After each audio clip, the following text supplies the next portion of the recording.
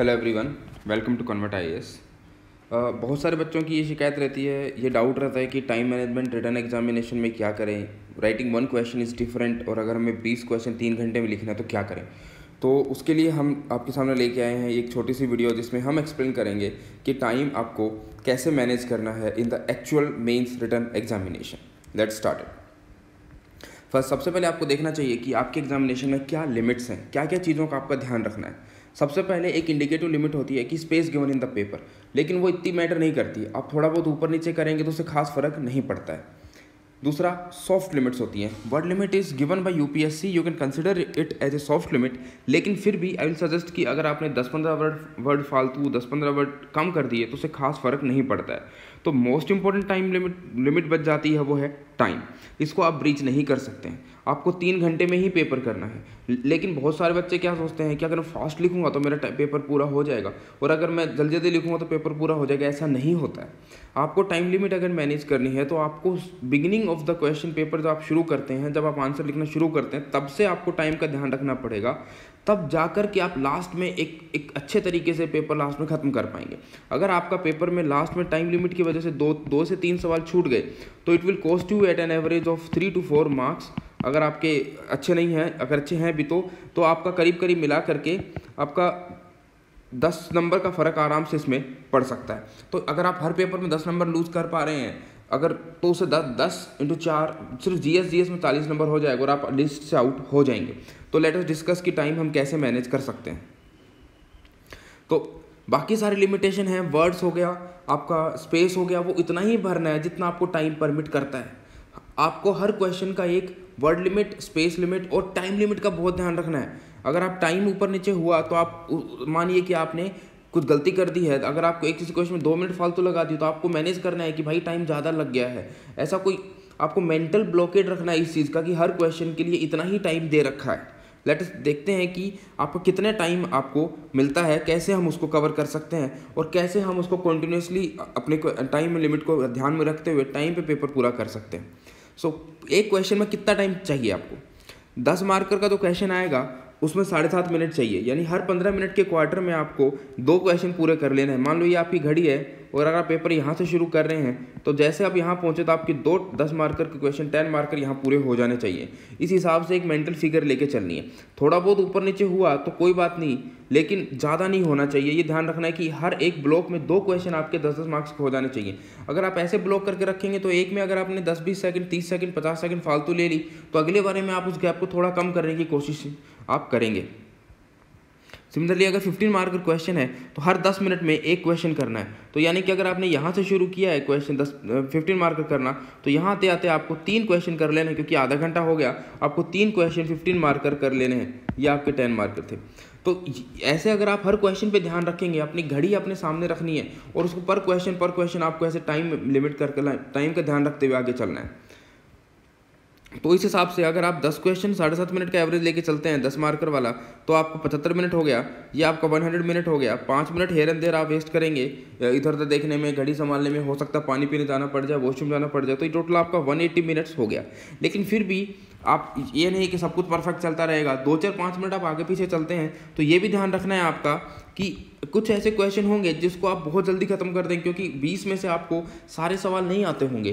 कुछ 1 या 2 क्वेश्चन ऐसे होंगे जो आपको इतने कम आते होंगे, उसको जल्दी जल्दी खत्म करेंगे तो 1 से 1.5 मिनट में आपको क्वेश्चन खत्म कर देंगे, क्योंकि आपको आता ही इतना था। वो बहुत ही एलियन क्वेश्चन था, आपने उसके बारे में कभी सुना नहीं, पढ़ा नहीं, लिखा नहीं, तो आप उसको पूरा अटेम्प्ट तो करने से रहे, या उसको पूरा छोड़ के आएंगे, या फिर अगर अटेम्प्ट भी करने बैठे तो उसको आप 1 से 1.5 मिनट में आप उसको खत्म करने की कोशिश करेंगे। तो 2-4-5 मिनट अगर आपका इससे ब्रीच भी होता है तो यहाँ पे आपका कवर हो जाएगा। तो ये एक लिमिट्स को सेंट रखिए अपने मन में। जैसे ही आप हर क्वेश्चन के ऊपर एक मेंटल ब्लॉकेट लगा के रखना है कि अरे ये क्वेश्चन ज़्यादा लंबा चला गया, ये लंबा चला गया, लास्ट हाफ आवर का वेट मत कीजिए कि अरे अब मेरे पास 10 क्वेश्चन बचे, मेरे पास आधा घंटा, पौना घंटा, 1 घंटा ही बचा। ऐसा नहीं करना है। एग्जाम के दौरान कुछ और बातें आप ध्यान में रखनी है जो आपको हेल्प करेंगी। Keep a wrist watch with you all the time. I followed हमेशा एक डिजिटल वॉच की बजाय एनालॉग वॉच होनी चाहिए, क्योंकि वो आपका ब्लॉक ऑफ टाइम में आपका मेंटल क्यूरेटिंग करने में इजीनेस क्रिएट करता है। लेकिन अगर डिजिटली भी रखेंगे तो ऐसा कुछ बहुत वो वाली बात है नहीं। कुछ बच्चे उसमें ये भी देखा गया है कि टेबल क्लॉक भी छोटी लेके चले जाते हैं। ध्यान रखिए, अलार्म मत लगाइए, क्योंकि उससे बच्चे डिस्टर्ब होते हैं। तो लेकिन फिर भी एक छोटी टेबल क्लॉक आप सामने रख सकते हैं। बहुत बार ऐसा होता है कि आपके एग्जामिनेशन हॉल की घड़ी काम नहीं कर रही, तो आप फाइट ही मार सकते हैं कि मेरी घड़ी ठीक नहीं काम कर रही है। अगर आप किसी बहुत बड़े एग्जामिनेशन हॉल में फॉर एग्जांपल यूपीएससी भवन में पेपर दे रहे हैं, तो आपकी घड़ी बहुत दूर रखी रहती है। आप बाहर कभी बार पिलर सामने आ जाता है, कोई टीचर सामने आ जाता है, तो आप उसको गर्दन घुमा घुमा के देखते रहेंगे तो आपका इरिटेशन और होगा, बार बार गर्दन उठानी पड़ेगी। तो घड़ी आपके पेपर के बाजू में रखी होनी चाहिए। आपके पेपर के साथ में घड़ी रखी रहे तो आपको हल्का सा नज़र ऊपर किया, आपको टाइम दिख गया। टाइम का एक, क्योंकि कोई ऐसा फिक्स नहीं दे रखा है, स्पेस देखते खत्म हो जाता है कि अरे स्पेस इतना ही है। टाइम का क्योंकि पता नहीं चलता है, बच्चे उसको ब्रीच करने का ध्यान नहीं रखते हैं। स्टार्टिंग में 10 मार्कर जितने करने हैं वो स्टार्टिंग में 10 मार्कर खत्म कीजिए, क्योंकि होता क्या है कि अगर एक 10 मार्कर, एक 50 मार्कर, 10 मार्कर, 50 मार्कर, तो टाइम लिमिट को फॉलो करना थोड़ा मुश्किल हो जाएगा। मैं ये नहीं कहता कि सारे 10 मार्कर कर दीजिए, लेकिन अगर आप 6 से 7 क्वेश्चन में कंफर्टेबल हो तो 6-7 लगातार कीजिए, देन उसके बाद 15 मार्कर पे पहुंचिए। ये नहीं है कि एक 10 मार्कर, एक 15 मार्कर, एक 10 मार्कर, उसमें आपका दिमाग टाइम लिमिट को फॉलो करने में आपका थोड़ा सा एनर्जी चली जाएगी और हो सकता है फॉलो भी ना कर पाएँ। तो 6-7 सवाल इसके कर लीजिए, 6-7 सवाल 10-15 मार्कर कर लीजिए, तो आपके 12 से 13 सवाल इसमें आपके हो जाएंगे।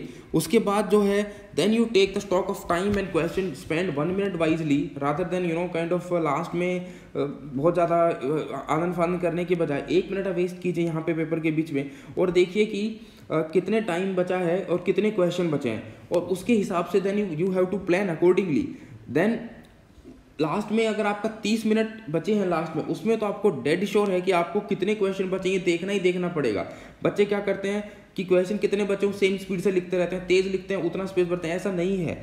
इफ़ यू नो कि भाई आपके पास टाइम कम बचा है, तो एक क्वेश्चन अच्छे से अटेम्प्ट करने के बजाय 2 क्वेश्चन आधे आधे अटेम्प्ट कर देते हैं, उसके ज़्यादा मार्क्स मिलेंगे, ये ध्यान रखिए।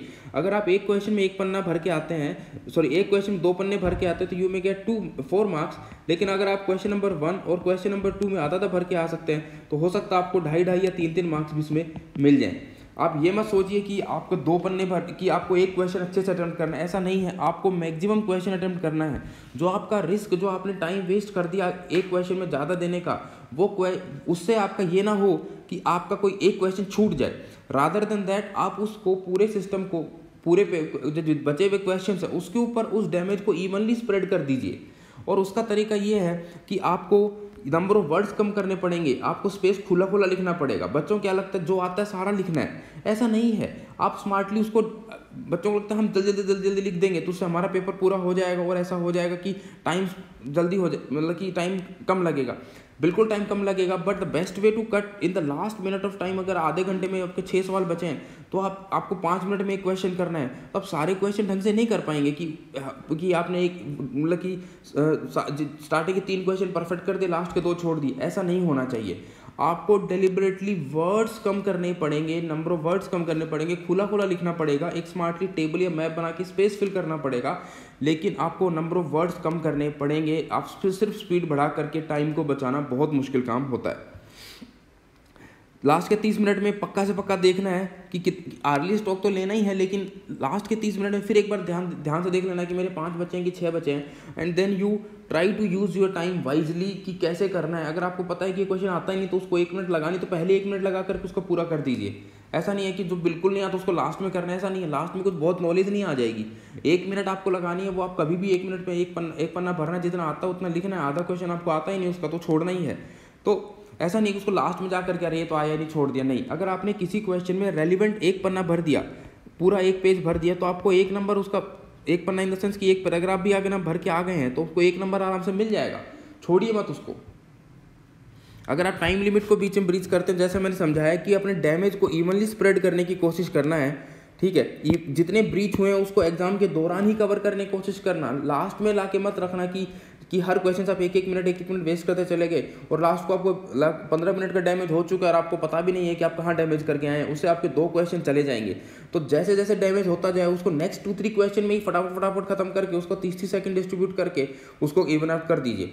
अगर आप एक क्वेश्चन 2 मिनट फालतू लगाया है तो 2 मिनट अगले 3-4 क्वेश्चन में 30-30, 50, 40 सेकंड काट के उसको इवन आउट कर दीजिए। ये नहीं कि सारा डैमेज लास्ट में एक्यूमुलेट करके उसको कवर अप करने की कोशिश करेंगे तो फिर हाथ पैर फूल जाएंगे और वो हो नहीं पाएगा।